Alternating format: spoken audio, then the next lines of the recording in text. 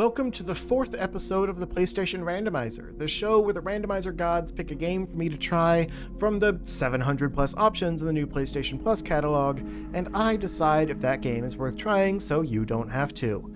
Today's pick is Sacred 3 Gold Edition. This is another one I've never heard of. Metacritic scores are middling, but it sounds like it's kind of a Diablo-like game, so this one might be right up my alley. I've been playing a lot of Diablo Immortal lately. It's a PS3 classic, so it's available on the PlayStation Plus Premium tier.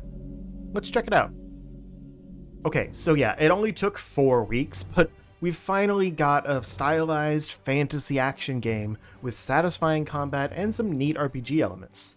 It's not a perfect game, probably what you would call one of those budget 7 out of 10s. But it's a marked improvement over what we've gotten so far. The presentation is nothing special. After a pretty impressive opening cutscene, the rest of the story seems to just be lightly animated motion comic style, but there's a diverse selection of playable characters to choose from, and multiplayer for what it's worth, though I wasn't able to try that this time. The game itself plays closer to the more modern Gauntlet games than Diablo, with a main attack button, a dodge roll, a shield breaker, a throw, surprisingly, and a few special attacks unique to each character on the triggers.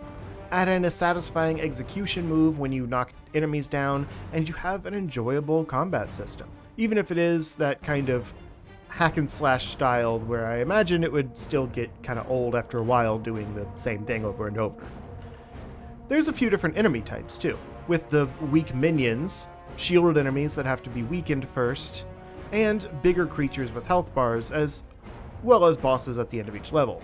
Between levels, you can manage your character's items and abilities, and upgrade any skills you've earned from leveling up using the currency that you get in the levels.